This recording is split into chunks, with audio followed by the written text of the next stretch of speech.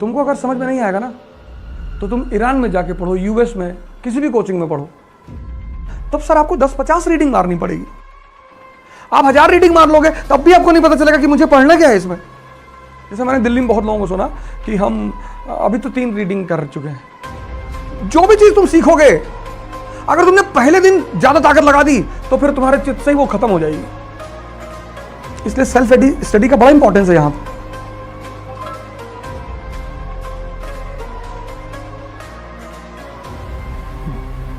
जय हिंद फ्रेंड्स।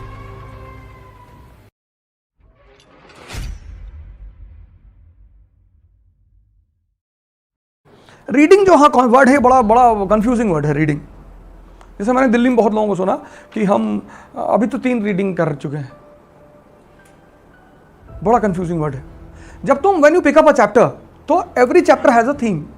जैसे for example 18th century India पहला चैप्टर है एनसीईआरटी का। तो what is the theme of that chapter? Weakness of India. क्योंकि जब भी कोई कमजोर होगा तभी वो गुलाम बनेगा। तो तुम चैप्टर के ऊपर लिख लो वीकनेस ऑफ इंडिया। तो weaknesses on which front? Cultural, social, political. बस अब एक चीज लेके तुमने चैप्टर शुरू किया पढ़ना कि साहब I have to find out the weaknesses of India. Weaknesses at what level? Political. क्योंकि गुलाम वही बनेगा जो कमजोर होगा। नहीं तो सर वहां पे फर्स्ट सेकंड रीडिंग का मुद्दा ही नहीं उठेगा।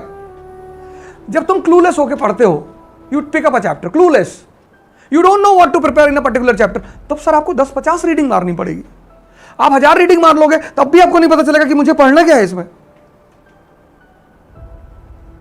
तुमने पॉलिटी में you picked up a chapter in polity preamble, तो तुमने लिखा कि this is the philosophy of Indian constitution, this is the basic of Indian constitution. अब एक कोर मिल गया कि यार पूरा कॉन्स्टिट्यूशन इसी पे बेस्ड है। किस पे? We the people. तो सारी सोर्स कहां से निकल रही है? पीपल से। ये पहली लाइन तुमने क्लियर किया। We the people of India solemnly resolve, कसम खाते हैं हम। किस चीज की? Republic, socialism, democracy. तो तुम ये चारों वर्ड को फिर निकालोगे, उन पे नोट्स बनाओगे, पढ़ोगे कि ये होती क्या है। तो जब तुम फंडामेंटल राइट चैप्टर तैयार कर रहे होगे तो तुम उस चीज को ध्यान में रखोगे कि हमें प्रमोट क्या करना है? डेमोक्रेसी को। हमें प्रमोट क्या करना है? सोशलिज्म को। तो तुम्हें उसके जितने भी क्लॉजेस हैं वो कनेक्ट हो जाएंगे उससे, प्रीएम्बल से। ठीक नहीं? और जब तुम किसी चीज को करते हो और समझ में नहीं आती तो माइंड का एक नेचर है बोर्डम। बच्चों को ले जाओ मंदिर, तबाही मचा दे मंदिर में बच्चे, तबाही मचा दे। तुम उनसे कितने भगवान जी बैठे, बट भगवान आरती चल रही है, बच्चों को समझ में नहीं आता कि सब क्या कर रहे हो यार। उधर 2 औरतें ऐसे ऐसे बाल हिला रही है, एक आदमी गाना गा रहा है, आरती उतार रहा है, कर क्या रहे हो यार तुम लोग। लेकिन बच्चों को वाटर पार्क में बड़ा मजा आता है, समझ में आता है ना। मजे का कॉन्सेप्ट किससे रिलेटेड है? समझ से। तुम बच्चों को ले जाओ किसी सेमिनार में, seminar on environment, global warming, और बच्चे को ले जाओ क्लास 1 के, बैठा दो उसको आगे, 5 मिनट तो कायदे से बैठा रहेगा वो। उसके बाद जब वो तबाही मचाना शुरू, और वो ऐसी ऐसी हरकतें करेगा ना, कहेगा कि अभी तो गए थे फिर से आ गई। वो जानता कुछ मुद्दों पे तुम रोक नहीं पाओगे। फिर वो बाहर जाएगा, वॉशरूम में आधा घंटा खड़ा होगा कि दर्द बहुत हो रहा है, क्योंकि वो अंदर वापस नहीं जाना चाहता है, तो उसे कोई ना कोई बहाने बनाने। बहाना कभी तुम बच्चों का देखो, तुम शर्मा जाओगे उनके बहाने सुन सुन के। जैसे हम कभी जाते हैं कहीं ध्यान सेंटर जाते हैं, तो मेरे बच्चे तुरंत कहते हैं पापा, उनको पता आज शाम को ये लोग जाएंगे ध्यान सेंटर, कि पापा आज बस किताब उताब लेके बैठे रहते हो दिन भर। तो हम पूछते हैं कि वो चलना है ध्यान करना देना, नहीं वो ज्योग्राफी थोड़ा सा पढ़ लें, क्योंकि उनको पता है कि पापा पढ़ने के लिए नहीं मना करेंगे।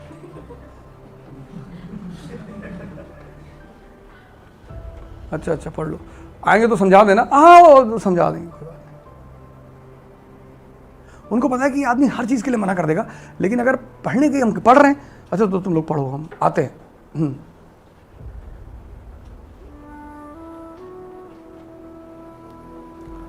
तुमको अगर समझ में नहीं आएगा ना, तो तुम ईरान में जाके पढ़ो, यूएस में, किसी भी कोचिंग में पढ़ो, एक समय के बाद तुमको बोर्डम पैदा हो जाएगा। जब तुम किसी चीज को सीखते हो, when you start learning something, speed is very slow.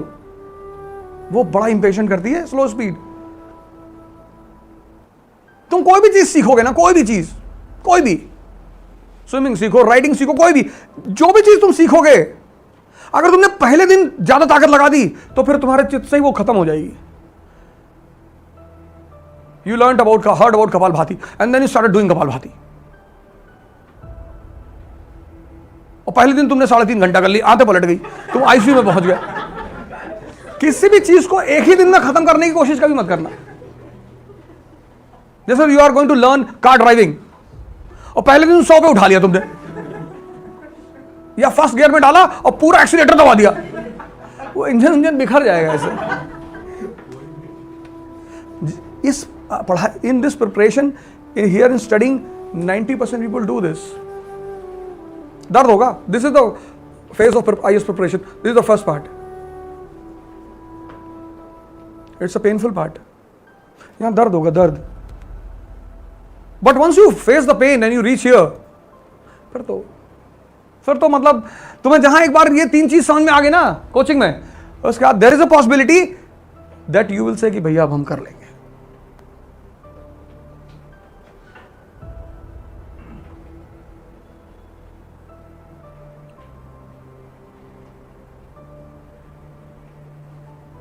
There is a possibility,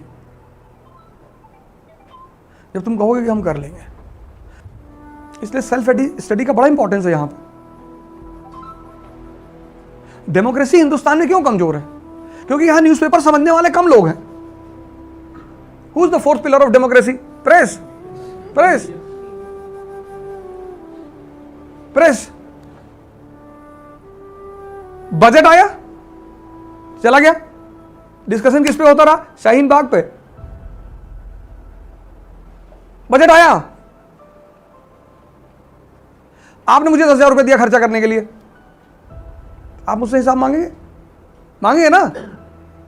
तो गवर्नमेंट ऑफ इंडिया से कौन हिसाब मांगेगा? That is every year government comes out with economic survey, it gives it to its people कि ये लो साहब, ये हम लोग आपके नौकर, ये आपका पैसा यहां खर्चा कर रहे हैं। तुम्हारे पापा ने एक बहुत बड़ा मकान बनाया 10 करोड़ का, तुमने उस मकान को पहुंचा दिया 500 करोड़, सोने का लगवा दिया, टाइल वाइल और सोने की टंकी लगवा दी। तो जब वो घर बिकेगा तो तुम्हें दुख होगा? होगा ना? LIC कितने की कंपनी थी? 500 करोड़ की। आज कितनी है? 36 लाख करोड़ की। और अगर वो कंपनी बिक जाए, वो कंपनी है किसकी? हमारे पैसे की। पब्लिक सेक्टर का मतलब क्या? हमारा आपका पैसा। But do you find anyone panicking in this country? है किसी को तुम देखते हो कि भैया हमारी LIC बिक रही भैया? नहीं। पता क्यों? क्योंकि किसी को इकोनॉमी पता ही नहीं। जो 2-4% को पता है उनको मार के बिठा दिया जाएगा, है इकोनॉमी बड़ा है। 1 बिलियन 50 करोड़। अब 10 लोग अगर इकोनॉमी पे लिखना शुरू कर देंगे, उनको पकड़ लिया जाएगा तुरंत। बट अगर 1 बिलियन 50 करोड़ में अगर 50 करोड़ लोग पूछ कहते हैं कि शाहीन बाग बाद में, पहले बजट दिखाओ हमको, ये एग्रीकल्चरल आउटपुट इतना, इंडस्ट्रियल ग्रोथ इतना, GDP एट कांस्टेंट प्राइस इतना, कहां खर्चा कर रहे हो पैसा हमारा? तो गवर्नमेंट प्रेशर में होती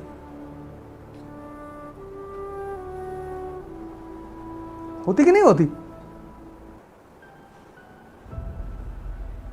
पर तुम्हारा पैसा है, तुम हिसाब नहीं मांगते हो, और जब दूसरा लेके जाता है तो तुम चिल्लाते हो कि महमूद गजनी हमारा पैसा लूट लिया। तो तुमको मतलब ही कहां है तुम्हारे पैसे से? आज तुम सबवे सर्फर खेल रहे हो। जिस दिन बजट आया तो मैं पढ़ते हुए आ रहा था मेट्रो से, तो बगल एक भाई साहब बैठे थे, तो सबवे सर्फर खेल ऐसे कर रहे थे। हमने कहा भैया कुछ देख रहे हो, हमको भी दिखाओ। बोले देखने खेल रहे।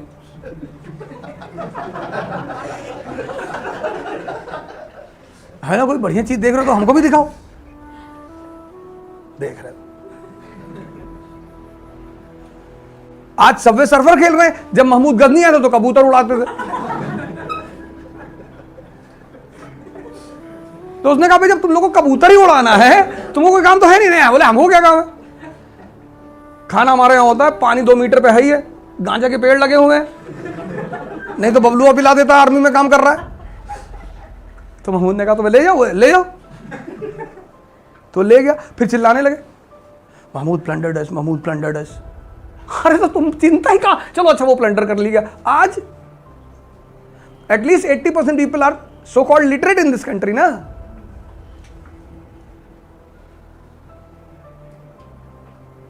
तुम्हारा लड़का तुमसे 1000 रुपए लेके गया, जब तुमने हिसाब मांगा उसने केटली उठा के पटक दी। अब डिस्कशन घर में चल रहा, केटली टूटी कैसे।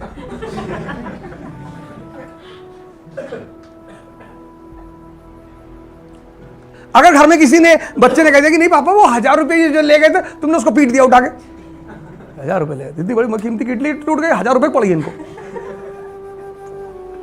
पापा जब पोछा लगाते थे वाइसरॉय के घर में तो केटली दिया था वाइसरॉय ने उसको। पूरा मुद्दा ही चेंज हो गया कि दादा केटली लाए थे, वाइसरॉय घर में पोछा लगाते थे तब। केटली बहुत इंपॉर्टेंट थी, 1000 रुपया बाढ़ में जाए। केटली टूटी, ये बहुत बुरा हुआ। शोक मगन है कंट्री।